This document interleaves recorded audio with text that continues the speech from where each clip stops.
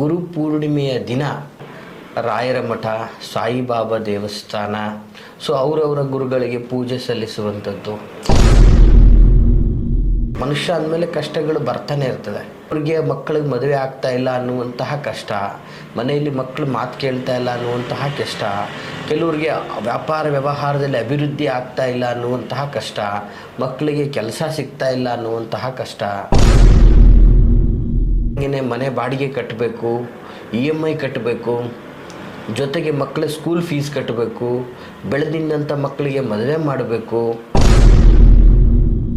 ಗುರುವಿನ ಪಾದಕ್ಕೆ ಗುರುವಿಗೆ ದಾಸನಾಗೋವರೆಗೂ ಮುಕ್ತಿ ಸಿಗದಯ್ಯ ಅಂಥೇಳಿ. ಗುರು ಅಂತಂದರೆ ಸರ್ವ ವಿಧದಲ್ಲೂ ಕೂಡ ಅವನು ಒಂದು ರೀತಿ ದೈವದ ಸಮ ಅಂತ ಹೇಳಿದ್ರೆ ತಪ್ಪಾಗ್ಲಿಕ್ಕೆ ಸಾಧ್ಯ ಇಲ್ಲ. ಅಕ್ಷರ ಕಲಿಸುವಂಥವನು ಗುರು, ಒಳ್ಳೆ ಬುದ್ಧಿ ವಾಚನಗಳನ್ನು ಹೇಳ್ಕೊಡುವಂಥವನು ಗುರು, ಸೊ ಜೀವನದ ಸರಿದಾರಿಯನ್ನು ತೋರಿಸುವಂಥವನು ಗುರು.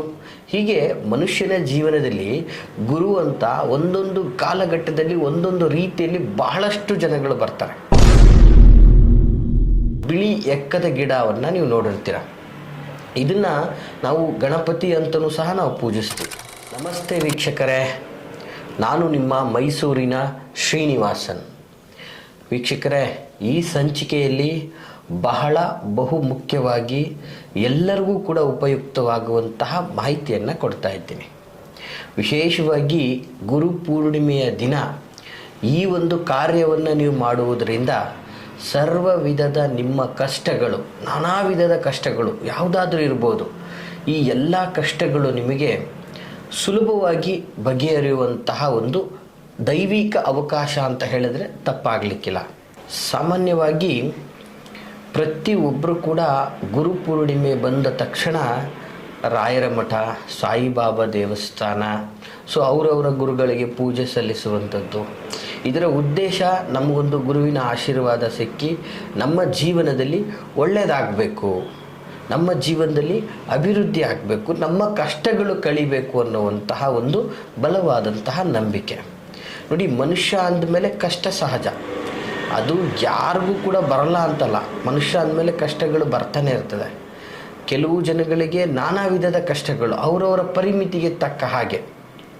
ಕೆಲವರಿಗೆ ಮಕ್ಕಳಿಗೆ ಮದುವೆ ಆಗ್ತಾ ಇಲ್ಲ ಅನ್ನುವಂತಹ ಕಷ್ಟ, ಮನೆಯಲ್ಲಿ ಮಕ್ಕಳು ಮಾತು ಕೇಳ್ತಾ ಇಲ್ಲ ಅನ್ನುವಂತಹ ಕಷ್ಟ, ಕೆಲವರಿಗೆ ವ್ಯಾಪಾರ ವ್ಯವಹಾರದಲ್ಲಿ ಅಭಿವೃದ್ಧಿ ಆಗ್ತಾ ಇಲ್ಲ ಅನ್ನುವಂತಹ ಕಷ್ಟ, ಮಕ್ಕಳಿಗೆ ಕೆಲಸ ಸಿಗ್ತಾ ಇಲ್ಲ ಅನ್ನುವಂತಹ ಕಷ್ಟ, ಸೊ ಏನೇ ಮಾಡಿದ್ರು ಮನೆಯಲ್ಲಿ ಒಂದು ರೀತಿಯಲ್ಲಿ ಅಭಿವೃದ್ಧಿ ಕಾಣೋಕ್ಕಾಗ್ತಾ ಇಲ್ಲ ಅನ್ನುವಂತಹ ಕಷ್ಟ, ಮತ್ತು ಸುಮ್ಮನೆ ವ್ಯರ್ಥ ಜಗಳಗಳಾಗ್ತಾ ಇದೆ, ಠಾಣೆ ಮೆಟ್ಟಲು ಏರ್ತಾ ಇದ್ದೀವಿ, ಕಿರಿಕಿರಿಗಳಾಗ್ತಾ ಇದೆ, ನಮ್ಮ ಪಡೆಗೆ ನಾವು ನೆಮ್ಮದಿಯಾಗಿದ್ದರೂ ಬದುಕೋಕ್ಕೆ ಆಗ್ತಾ ಇಲ್ಲ ಅನ್ನುವಂತಹ ಕಷ್ಟ. ಹೀಗೆ ಮನುಷ್ಯ ನಾನಾ ವಿಧದ ಕಷ್ಟ.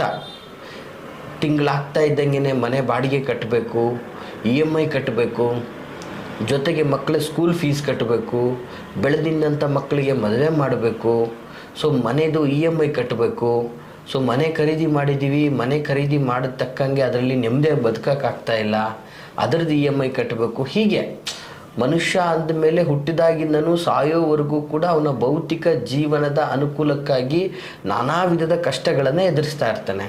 ಈಗ ಬೇಗ ಹೋಗಬೇಕು ಆಫೀಸ್ಗೆ, ಅಲ್ಲಿ ತುಂಬ ಕೆಲಸಗಳಿದೆ, ಇವತ್ತು ವರ್ಕ್ ಲೋಡು ಮೇಲಧಿಕಾರಿಗಳಿಂದ ತುಂಬ ನನಗೆ ಆಗ್ತಾ ಇದೆ, ಪ್ರೆಷರ್ ಇದೆ, ಸಿಕ್ಕಾಪಟ್ಟೆ ನಾನು ಒಳ್ಳೆ ವ್ಯವಸ್ಥಿತವಾಗಿ ರ್ಯಾಂಕಿಂಗಲ್ಲಿ ಓದಿ ಒಂದು ಒಳ್ಳೆ ವ್ಯವಸ್ಥೆಗೆ ಬಂದಿದ್ದೀನಿ, ಒಳ್ಳೆ ಕೆಲಸ ಸಿಗ್ತಾ ಇಲ್ಲ, ಕೆಲಸ ಸಿಕ್ಕರೂ ನಾನು ನಿರೀಕ್ಷೆ ಮಾಡ್ತಾ ಇರತಕ್ಕಂಥ ಸಂಬಳ ಸಿಗ್ತಾ ಇಲ್ಲ, ಮತ್ತು ನನ್ನ ಯಾವುದೇ ಥರ ಯೋಜನೆಗಳು ಯಶಸ್ವಿ ಆಗ್ತಾ ಇಲ್ಲ, ಪ್ರಾಜೆಕ್ಟ್ಗಳು ಸಿಗ್ತಾ ಇಲ್ಲ. ಹೀಗೆ ಮನುಷ್ಯ ನಾನಾ ವಿಧದ ಕಷ್ಟಗಳನ್ನು ಅನುಭವಿಸ್ತಾ ಇರ್ತಾನೆ.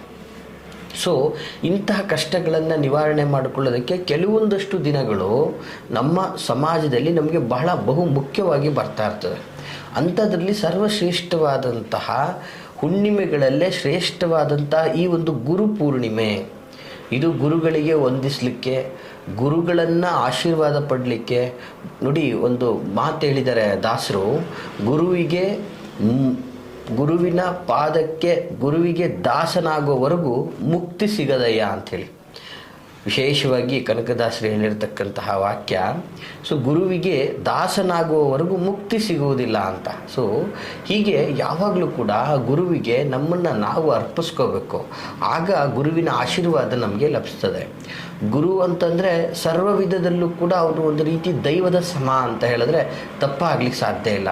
ಅಕ್ಷರ ಕಲಿಸುವಂಥವನು ಗುರು, ಒಳ್ಳೆ ಬುದ್ಧಿ ವಾಚನಗಳನ್ನು ಹೇಳ್ಕೊಡುವಂಥವನು ಗುರು, ಸೊ ಜೀವನದ ಸರಿದಾರಿಯನ್ನು ತೋರಿಸುವಂಥವನು ಗುರು.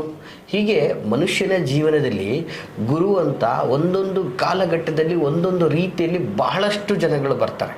ಸೊ ಅದಲ್ಲದೆ ದೈವಿಕವಾಗಿಯೂ ಕೂಡ ಇವತ್ತು ಗುರುರಾಯರ ಸನ್ನಿಧಿ, ಶಿರಡಿ ಸಾಯಿಬಾಬರ ಸನ್ನಿಧಿ, ಸೊ ಹೀಗೆ ವಿಶೇಷವಾಗಿ ಸಿದ್ದಪ್ಪಾಜಿಯವರ ಸನ್ನಿಧಿ, ಹೀಗೆ ನಾನಾ ವಿಧದ ಗುರುಗಳನ್ನು ಇವತ್ತಿನ ದಿನ ಕೆಲವು ವರ್ಗಗಳು ಪೂಜಿಸುವಂಥದ್ದು, ಆರಾಧನೆ ಮಾಡುವಂಥದ್ದು, ಜೊತೆಗೆ ಅವರ ಒಂದು ಆಶೀರ್ವಾದವನ್ನು ಪಡ್ಕೊಳ್ಳತಕ್ಕಂಥದ್ದು ಸಹಜ.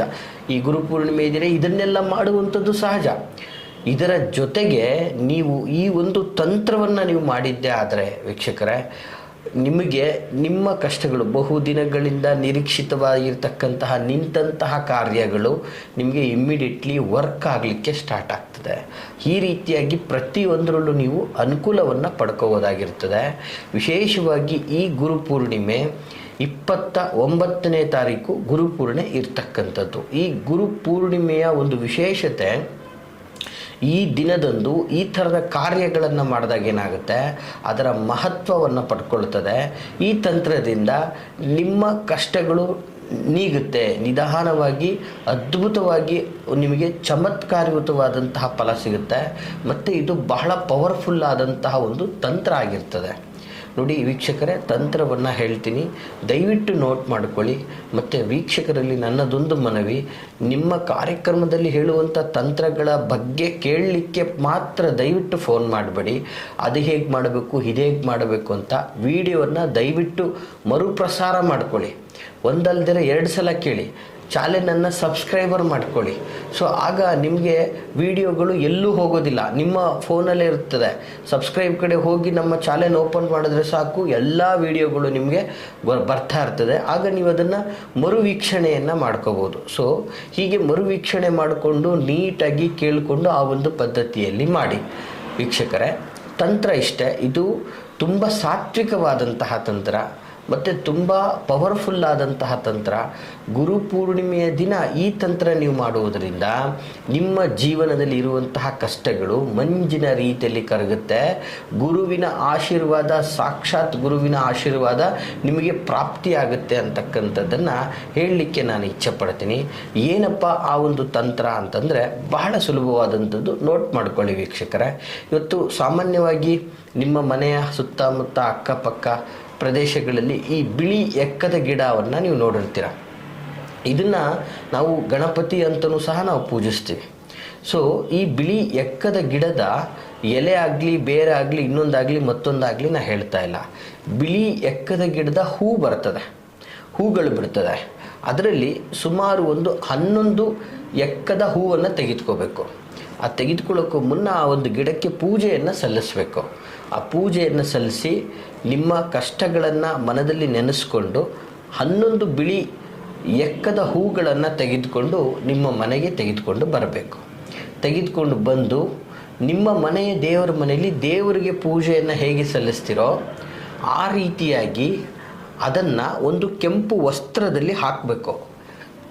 ಕೆಂಪು ವಸ್ತ್ರದಲ್ಲಿ ಹಾಕಿಬಿಟ್ಟು ಅದಕ್ಕೆ ಕುಂಕುಮಾದಿ, ಗಂಧಾದಿ, ಅರಿಶಿಣಗಳನ್ನು ಲೇಪನ ಮಾಡಿ ಆ ಒಂದು ಬಿಳಿ ಎಕ್ಕದ ಗಿಡಕ್ಕೆ ಪೂಜೆಯನ್ನು ಸಲ್ಲಿಸ್ತಾ ನಿಮ್ಮ ಯಾವುದಾದರೂ 11 ಕಷ್ಟಗಳನ್ನು ಮಾತ್ರ, ನಿಮ್ಮದು ಮನೆ ಕಷ್ಟ ಆಗಿರ್ಬೋದು, ಮಗಳ ಕಷ್ಟ ಆಗಿರ್ಬೋದು, ಈ ಥರ ಯಾವುದ್ಯಾವುದು ಕಷ್ಟಗಳಿರುತ್ತೋ ಅದರ 11 ಕಷ್ಟಗಳು ಮಾತ್ರ ಅದನ್ನು ಹೇಳ್ಕೋಬೇಕು. ಈ ಕಷ್ಟ ನಿವಾರಣೆ ಮಾಡು ಭಗವಂತ, ಈ ಸಮಸ್ಯೆಯಿಂದ ಪಾರು ಮಾಡು ನನಗೆ, ಈ ಒಂದು ವ್ಯವಸ್ಥೆ ನನ್ನದಾಗಲಿ, ಈ ಥರ ಕಷ್ಟಗಳನ್ನು 11 ಕಷ್ಟಗಳನ್ನು ಹೇಳಿಕೊಂಡು ಪ್ರಾರ್ಥನಾದಿಗಳನ್ನು ಮಾಡಿದ ನಂತರ ಆ ಒಂದು ಕೆಂಪು ವಸ್ತ್ರದಲ್ಲಿ ಅದನ್ನು ಸಂಪೂರ್ಣವಾಗಿ ಗಂಟು ಕಟ್ಟಬೇಕು.